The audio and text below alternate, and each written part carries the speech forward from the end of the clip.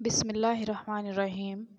السلام علیکم اسٹوڈنٹس، کیسے آپ سب؟ امید ہے کہ آپ سب خیریت سے ہوں گے۔ اور آپ جیسے کہ آپ جانتے ہیں کہ دوبارہ سے چھٹیاں ہو گئی ہیں اور چھٹیوں کے فوراً بعد آپ کے بورڈ کے پیپر ہو جانے ہیں، اس لیے اس دفعہ آپ نے توجہ سے لیکچرز کو سننا بھی ہے اور سبق کو یاد بھی کرنا ہے۔ اچھا، 9th کلاس آج اسلامیت لازمی کا لیکچر نمبر 1 چلے گا، اور لیکچر نمبر 1 میں آپ نے سورۃ انفال جو ہے وہ اس کا پہلا رکوع پڑھنا ہے۔ سورۃ انفال پڑھنے سے پہلے ہم تھوڑا سا اس کا تعارف دیکھ لیتے ہیں کہ یہ مکی صورت ہے یا مدنی۔ یہ مدنی صورت ہے اور یہ کس پارے میں ہے؟ یہ پارہ نمبر 9 اور 10 میں ہے۔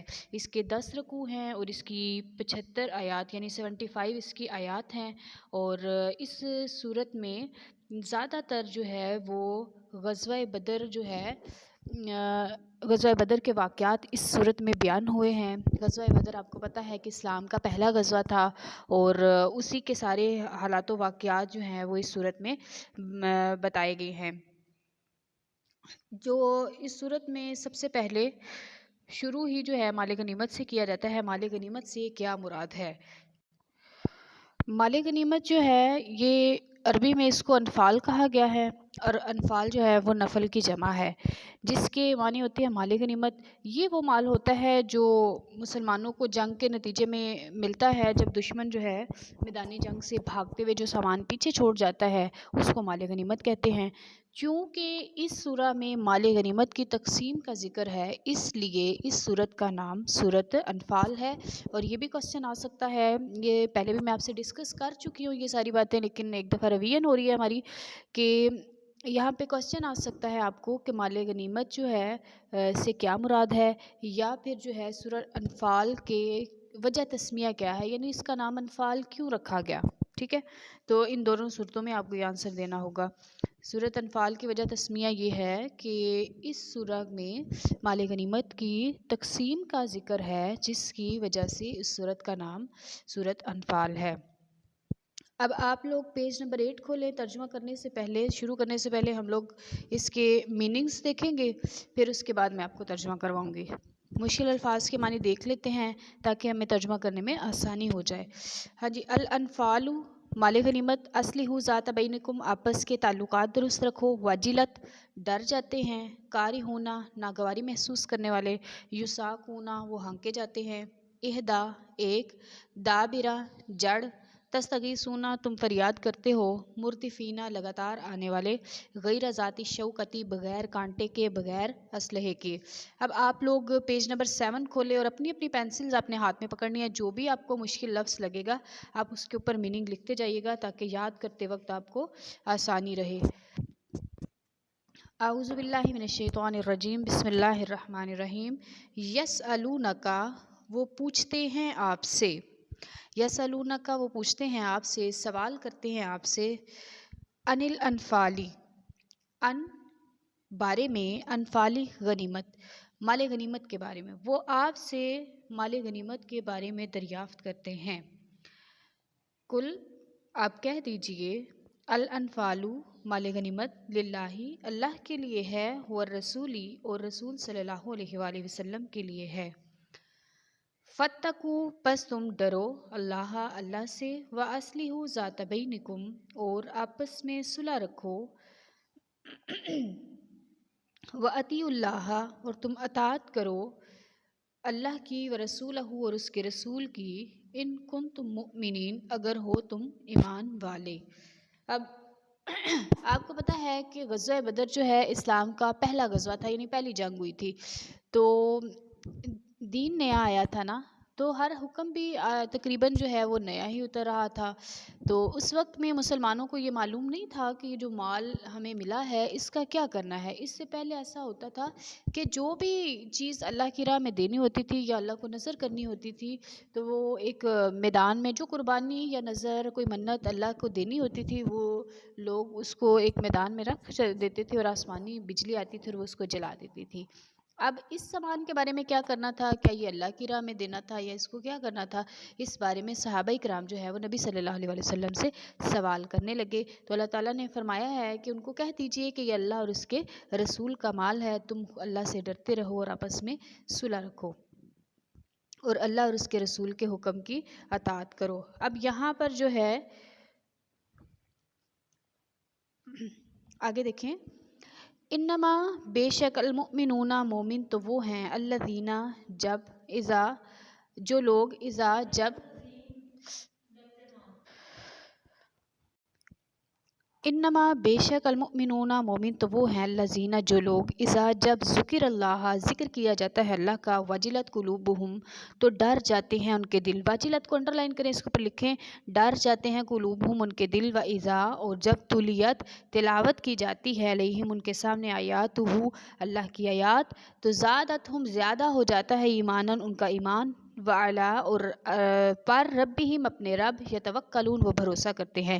یعنی مومن تو وہ ہیں جب خدا کا ذکر کیا جاتا ہے تو ان کے دل ڈر جاتے ہیں، اور جب ان کے سامنے اللہ کی آیتیں پڑھی جاتی ہیں تو ان کا ایمان اور بڑھ جاتا ہے اور اپنے پروردگار پر بھروسہ رکھتے ہیں۔ الذین جو لوگ، یقیمون الصلاۃ وہ قائم کرتے ہیں نماز، ومما اور جو کچھ ہم نے دیا ہے، ومما اور جو رزقناہم ہم نے ان کو دیا ہے، ینفقون اس میں سے وہ خرچ کرتے ہیں۔ اور مومن وہ ہیں، یہ ایک اور ان کی صفت بیان کی گئی ہے کہ جو نماز پڑھتے ہیں اور جو مال ہم نے ان کو دیا ہے اس میں سے نیک کاموں میں خرچ کرتے ہیں۔ اولئک یہی لوگ، ہم المؤمنون حقا سچے مومن ہیں، لہم درجات ان کے لیے درجات ہیں، عند ربہم ان کے رب کے پاس، ومغفرۃ اور مغفرت ہے، ورزق کریم اور عزت کی روزی ہے۔ یہاں پہ آپ کوسچن بنا لیں انہی آیات کے اوپر، آیت نمبر 2 سے لے کر، کہ مومنین کی کیا صفات بیان کی گئی ہیں اور ان کے لیے کیا اجر و ثواب ہے۔ مومنین کی صفات کو آپ بے شک پوائنٹ وائز لکھ لیں کہ جب اللہ کا ذکر کیا جاتا ہے تو ان کے دل ڈر جاتے ہیں۔ دوسرا پوائنٹ یہ ہو جائے گا کہ جب انہیں آیتیں پڑھ کر سنائی جاتی ہیں تو ان کا ایمان اور بڑھ جاتا ہے۔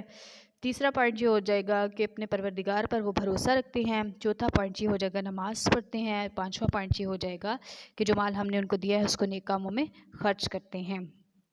یہ سچے مومنین کے اللہ تعالیٰ نے نا صفات بیان کی گئی ہیں، اور ان کا اجر و ثواب ساتھ میں بیان کیا ہے کہ ان کو کیا ملے گا۔ ان کو یہ ملے گا کہ اللہ کے ہاں ان کے لیے بڑے بڑے درجے ہوں گے، یعنی ان کے لیے بخشش بھی اللہ نے تیار کر رکھی ہے اور عزت کی روزی بھی تیار کر رکھی ہے۔ اگلی آیت دیکھیں، کما جیسا کہ اخرجہ کا نکالا آپ کو رب آپ کے رب نے، من بیتک آپ کے گھر سے، بالحق کی حق کے ساتھ، وَإِنَّ اور بے شک، فریقاً ایک جماعت، من المؤمنین مومنین میں سے، لکارہن خوش تھی۔ اللہ تعالیٰ نے جنگ بدر کے لیے مسلمانوں کو ایک تدبیر کے ساتھ نکالا، اور وہ تدبیر یہ تھی کہ مسلمانوں کو یہ معلوم ہوا کہ قریش مکہ جو ہیں، یعنی کفار مکہ جو ہیں، ان کا ایک قافلہ تجارت کر کے شام سے واپس لوٹ رہا ہے۔ اس نے گزرنا مدینے کے راستے میں سے تھا۔ مسلمانوں کا یہ تھا کہ اس کا راستہ روکیں گے، تو وہ ان کو روکنے کے لیے گھر سے نکلے تھے، لیکن جب ان کو اطلاع ہو گئی قافلے والوں کو، انہوں نے بھی پیغام بھیج دیا مکے سے۔ ابو جہل جو ہے وہ اپنا لشکر لے کر نکل آیا، یہ جو قافلہ آ رہا تھا اس کے ساتھ ابو سفیان اس قافلے کا سردار تھا۔ تو اب ہوا یوں کہ وہ قافلہ تو نیچے سے اتر گیا، اور جو مسلمان ہیں ان کا ٹاکرا کس سے ہوا؟ ابو جہل کے لشکر سے۔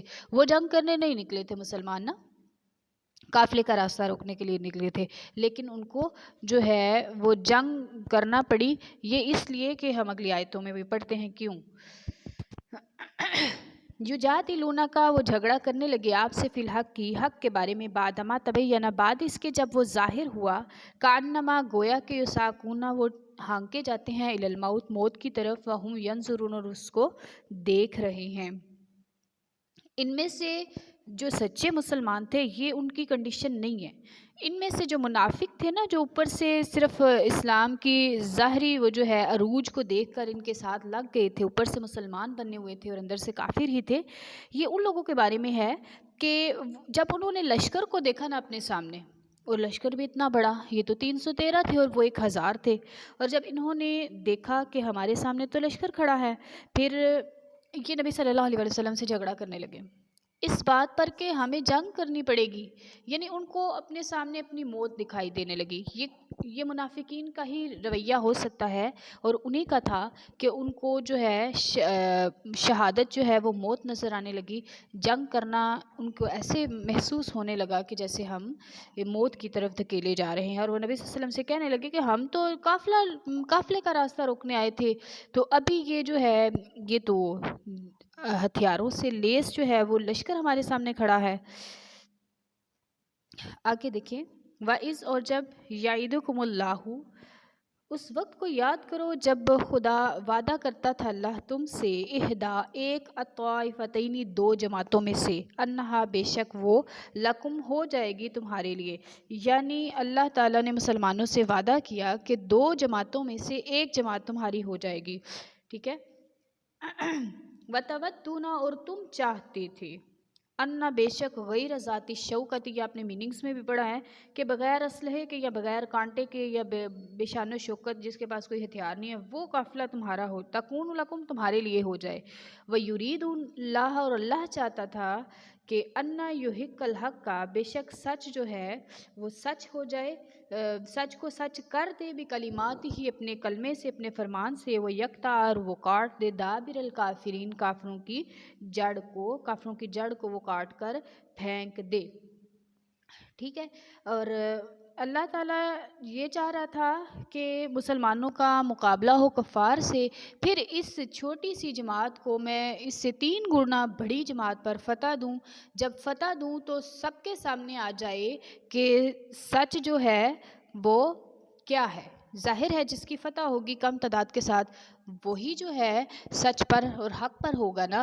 اللہ اس کو اپنے فرمان سے ثابت کرنا چاہتے تھے، اس لیے اللہ تعالیٰ نے مسلمانوں کا مقابلہ اتنے بڑے لشکر سے کروایا، اور ان سے وعدہ بھی کیا کہ ایک لشکر جو ہے وہ میں تمہارے لیے مسخر کر دوں گا۔ مسخر کر دینا یہ ہوتا ہے کہ تمہارے قبضے میں کر دوں گا، ٹھیک ہے۔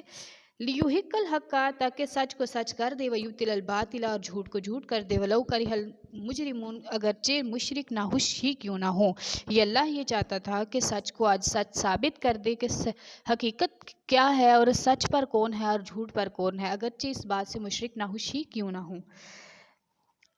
استستغیثون جب تم فریاد کرتے تھے یا مدد طلب کرتے تھے، ربکم اپنے رب سے، فاستجاب لکم پس اس نے قبول کر لی تمہاری دعا، اور فرمایا کہ انی بے شک میں ممدکم میں تمہاری مدد کروں گا، بِأَلْفٍ 1000 من الملائکتی فرشتوں سے، مردفینہ لگاتار ایک دوسرے کے پیچھے آنے والے، یعنی وہ رکیں گے نہیں۔ اللہ تعالیٰ نے کہا تمہیں پریشان ہونے کی ضرورت نہیں۔ مسلمانوں نے جب اللہ سے مدد مانگی تو اللہ تعالیٰ نے فرمایا کہ میں 1000 فرشتوں سے جو ہے تمہاری مدد کروں گا جو ایک دوسرے کے پیچھے آئیں گے۔ وما جعل اللہ اور نہیں بنایا اللہ نے، اللہ اس بات کو جعل اللہ اور نہیں بنایا اللہ تعالیٰ نے، اللہ مگر بشرا خوشخبری، ولتطمئن بہ قلوبکم تاکہ اطمینان پکڑیں اس سے تمہارے دل۔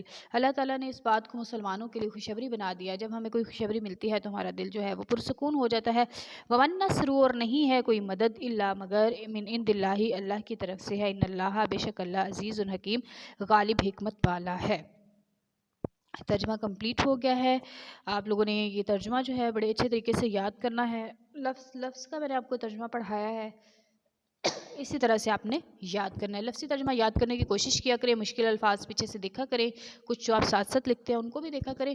ایسا کرنے سے یہ ہے کہ ترجمہ جو ہے نا وہ رٹا نہیں پھر آپ لگا پاؤ گے، رٹے کے علاوہ آپ کو اچھے طریقے سے ترجمہ یاد ہو جائے گا۔ رٹا لگائیں گے تو وہ آپ کو بھول جائے گا، آپ کو نہیں سمجھ آئے گی کہ یہ کہاں سے لے کر کہاں پہ ترجمہ جو اینڈ ہو رہا ہے۔ جب لفظی ترجمہ آتا ہوگا تو پتہ ہوگا یہ کون سی آیت ہے، کیا اس کا ترجمہ کرنا ہے، کہاں تک اس کا ترجمہ بنتا ہے۔ آگے ایکسرسائز کی طرف آ جائیں۔ ایکسرسائز میں اس کے 2 کوسچنز ہیں۔ اس سبق میں مومنوں کی کیا صفات بیان کی گئی ہیں وہ تو میں نے پیچھے بھی آپ کو انڈر لائن کروائی ہیں، ٹھیک ہے۔ آپ کے پاس یہ سارے سوال بک پہ میں نے مارک کروائے ہوئے ہیں، لیکن پھر بھی میں نے آپ کو اس کے ریٹن آنسر بھی جو ہے نا اس دفعہ لیکچر میں ڈال دیے ہیں آپ کے لیے، تاکہ آپ لوگوں کے لیے آسانی ہو جائے۔ اور 2 گروہوں سے کیا مراد ہے، آپ کو پتہ ہے کہ 2 گروہوں سے کیا مراد ہے۔ 2 گروہوں سے مراد ایک ابو سفیان کا تجارتی قافلہ اور ایک جو ہے وہ ابو جہل کا لشکر تھا۔ پھر یہ کچھ اضافی مختصر سوالات بھی میں نے نکالے ہیں، آپ لوگوں نے یہ بھی ساتھ میں یاد کر لینے۔ آپ کو پتہ ہے کہ بورڈ میں سب سے زیادہ جو نمبر ہیں وہ معروضی ٹائپ سوالوں کے ہوتے ہیں، 10 نمبر آپ کے MCQs کے ہوتے ہیں، اور 24 نمبر جو ہیں وہ آپ کے شارٹ کوسچنس کے ہوتے ہیں، اور وہ شارٹ کوسچنس آپ کے ریڈنگ میں سے ہی آتے ہیں اور کہیں سے بھی نہیں آتے. تو لہٰذا ریڈنگ میں سے کچھ سوال میں نے نکالے ہیں، وہ بھی میں نے اس لیکچر میں ڈال دیا، یہ بھی آپ نے ساتھ میں یاد کر لینے ہیں. ٹھیک ہے، اور MCQs بھی ہیں، MCQs مارکڈ ہیں، آپ نے یہ بھی ساتھ میں یاد کرنے ہیں. ٹھیک ہے، فی امان اللہ، اللہ حافظ.